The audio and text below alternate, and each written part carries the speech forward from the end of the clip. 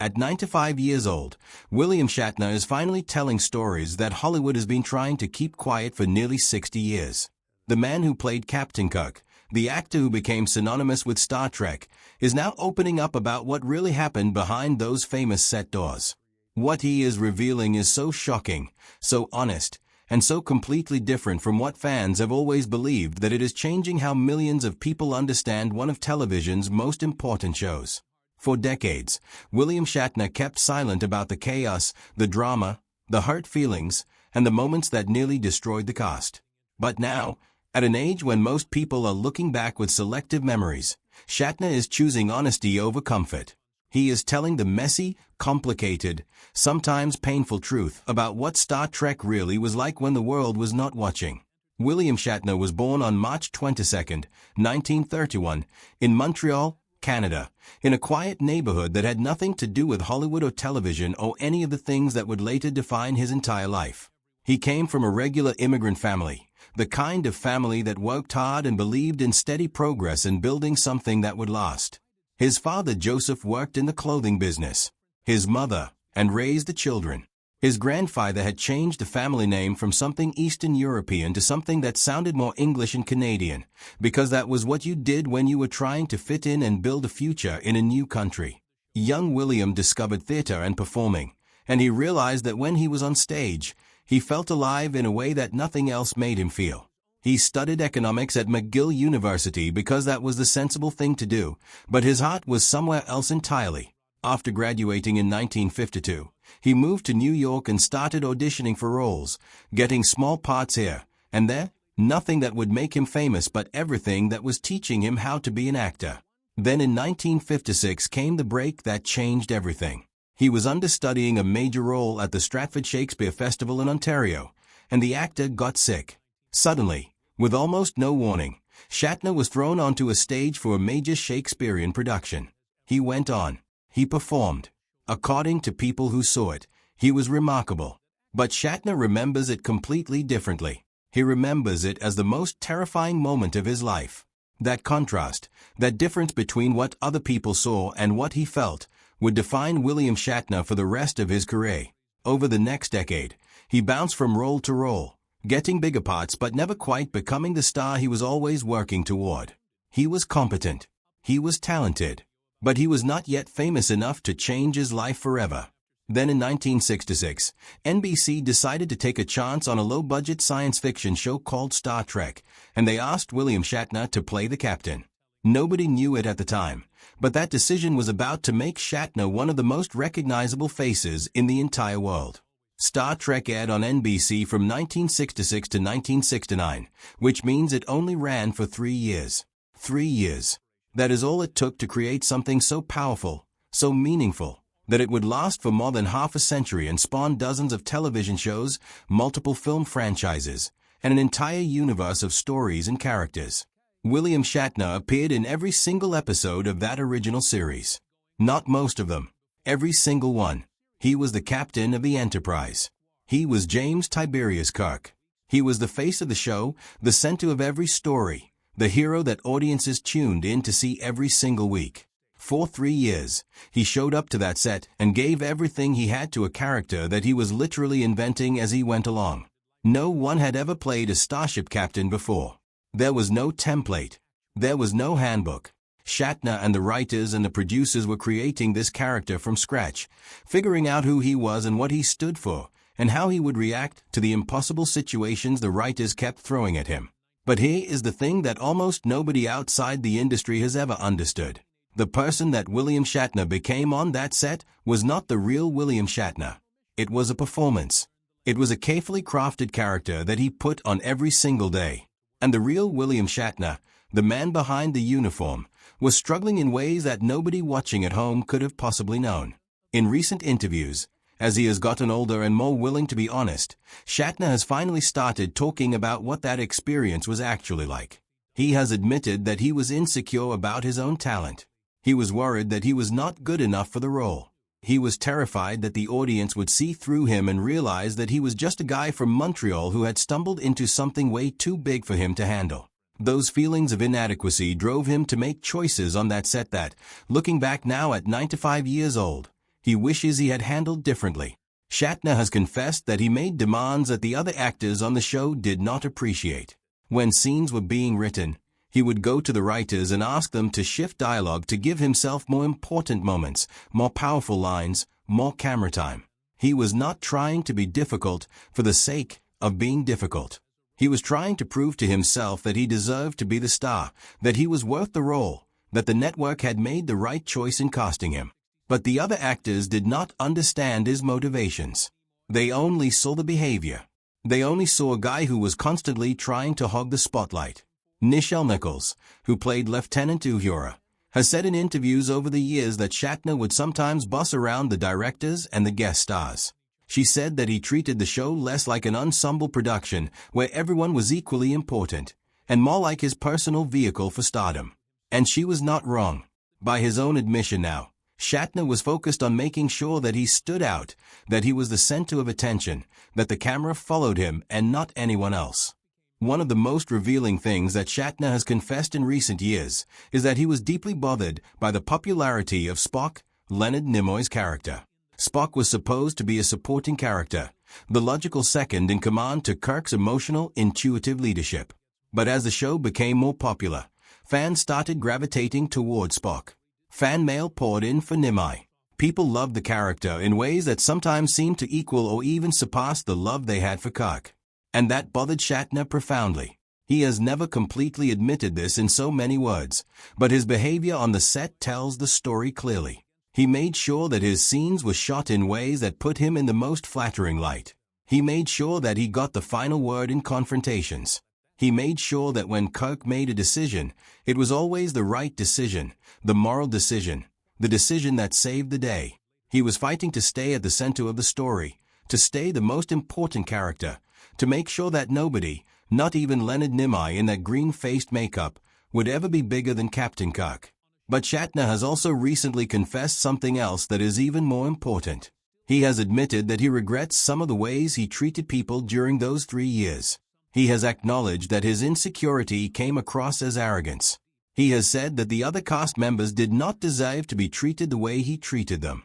Walter Koenig, who played Chekhov, spent years carrying resentment toward Shatner for his behavior on set. James Doohan, who played Scotty and was beloved by everyone, had genuine anger toward Shatner for a long time before they eventually made peace near the end of Doohan's life. Even Gene Roddenberry himself, the creator of Star Trek, the man who invented the entire universe, wrote a letter to both Shatner and Nimoy telling them that they needed to stop acting like such enormous egos and start thinking about the greater good of the show.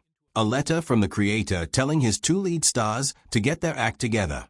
That is how bad things had gotten behind the scenes. Shatner has confessed that he directed Star Trek V in 1989, and during that production, he made a choice that he now regrets deeply.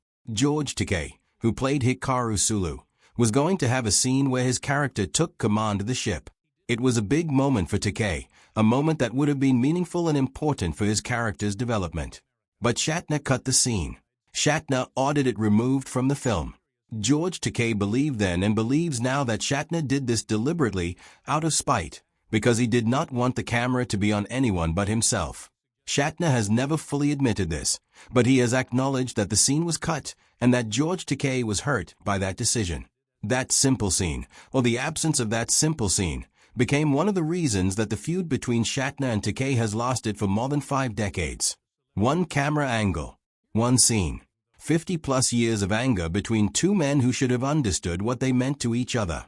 Now at 9 to 5, Shatner is finally being honest about how much his behavior during those early years affected the people around him. He has confessed in interviews that he was struggling with his own confidence and his own sense of whether he was good enough for the role. He has admitted that he made choices based on fear, on the desperate need to prove himself, on the insecurity that came from being thrust into the most important role of his life when he was still figuring out who he was as an actor and as a person. The other cast members did not know what was driving his behavior. They only knew that he was difficult to work with. They only knew that he seemed to need constant validation and attention. They did not understand that underneath all of that was a scared guy who was terrified of failing in front of the entire world. What makes Shatner's confession even more significant is that he has also admitted that he still struggles with these same feelings, even now at 95 years old. He has confessed that he has never been able to watch his own performance on Star Trek. Not most of it. Barely any of it. The only Star Trek film he has seen completely is the one he directed himself, Star Trek V, and even that was difficult for him to watch. He has said that he does not like the way he looks on screen. He does not like the way he sounds. He does not like watching himself perform. That is an extraordinary admission from a man who has spent nearly 70 years in the public eye, who has built an entire career on his face and his voice and his presence on screen. But it reveals something fundamental about William Shatner. No matter how famous he became, no matter how much the world loved Captain Kirk, the real William Shatner never quite believed that he was worthy of that love.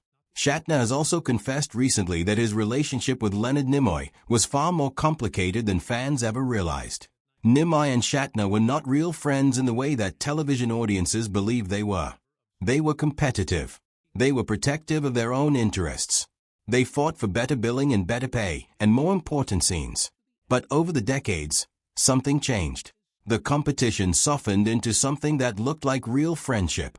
On convention tours in later years, the two men genuinely seemed to enjoy each other's company. They would laugh together. They would reminisce about their time on the show. Shatner has confessed that he did develop real love for Nimoy over those decades. But then, in 2015, Nimoy died. And in the months before his death, something happened that Shatner is still struggling with. Nimoy stopped returning his calls. They did not have a fight. There was no dramatic confrontation. Nimoy simply stopped responding. Shatner has confessed that he wrote Leonard a letter, a heartfelt letter telling him that he loved him. The letter arrived, but Leonard never responded. Shatner has said that he still does not know what he did wrong. That silence has haunted him ever since. Shatner has been remarkably honest in recent years about other personal tragedies as well. In 1999, his wife Noreen died in a drowning accident in their swimming pool. She was only 40 years old. Shatner has confessed that he had known about her struggles with alcohol before they married. He thought his love would be enough to save her. He thought that if he loved her strongly enough, if he was devoted enough, if he was present enough, he could help her overcome her addiction. But he could not. She went to rehab multiple times. She tried to get sober. But ultimately, one night, she drowned in the pool. Shatner has said that he will carry that loss for the rest of his life. He has written about it. He has sung about it. He has talked about it in interviews with visible pain. He has confessed that he still grieves her. He still wishes he could have done something differently, something that might have changed the outcome. What is remarkable about William Shatner at 95 is that despite all of these confessions, despite acknowledging his own difficult behavior and his own personal tragedies, he has not disappeared from public life. He has not hidden away. He has not given up. Instead, he has kept working. He has kept showing up. For the past 35 years, he has spent his birthday working. He shows up for the Hollywood charity horse show every single year without fail. He has done this 35 years in a row. He has helped raise millions of dollars for children's charities and veterans organizations. He has written books. He has recorded albums, including one produced by Ben Folds that received genuine critical praise. He has even gone to space. At 90 years old, he became the oldest person ever to reach space on a commercial flight with Blue Origin. He has ridden horses since he was 15, and he kept competing well into his 90s. He has pursued music, philanthropy, and adventure with a kind of energy that most people lose decades before reaching 95. Shatner has confessed that he finds it deeply uncomfortable to talk about himself, to watch himself on screen, to be the focus of a documentary about his own life. But he does it anyway because he understands now that his story matters. Not because he is William Shatner the star, but because he is William Shatner the human being. He is a man who struggled with his own insecurity and let that drive him to behave in ways he regrets. He is a man who lost people he loved and carried the grief for decades. He is a man who made mistakes and eventually acknowledged them. He is a man who, at 95 years old, is still trying to figure out who he is underneath all the fame and the legend and the iconic status. He is still trying to be honest. He is still trying to do good in the world. He is still trying to understand the gap between the person that people believe him to be and the person that he actually is. In recent interviews, Shatner has confessed that the Star Trek experience taught him things about himself that took him years to fully understand. It taught him that fame is not the same as worthiness. It taught him that being loved by millions does not ease the doubt you feel about your own talent. It taught him that the things you do out of fear and insecurity can hurt people who did nothing to deserve that hurt. It taught him that it is possible to change, to grow, to eventually make peace with your mistakes, even if that peace comes much later than it should. He has confessed that he would do some things differently if he could go back. He would be kinder to the other cast members. He would trust his own talent more and not feel the need to hog every scene. He would understand that everyone on that set was doing their best. William Shatner at 95 is finally confessing what the world has been waiting to hear for 60 years. He is saying that he was difficult. He is saying that his insecurity drove him to make choices that hurt people. He is saying that he regrets some of his behavior. He is saying that losing people he loved without the chance to make things right has changed him profoundly. He is saying that becoming famous did not make him happy. He is saying that what made him happy was meaningful work, genuine friendships, and knowing that he had done some good in the world. He is saying that at 95 years old, he is still learning who he is. He is still growing. He is still changing. And he is still here, still talking, still honest, telling stories that Hollywood would have preferred he kept quiet about. The truth about Star Trek on set was that it was complicated. It was competitive. It was sometimes painful. But it also produced something that changed television forever. It produced a show that taught people to dream about space, to imagine a future where people of different backgrounds work together for the greater good. And William Shatner, despite his flaws, despite his insecurity, despite his difficult behavior, was part of creating that.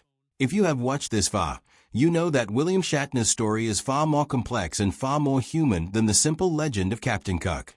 The man behind the uniform was fighting battles that nobody could see. He was struggling with doubts that never fully went away. He was making mistakes because he was terrified of being exposed as a fraud. But he also kept working. He also kept showing up.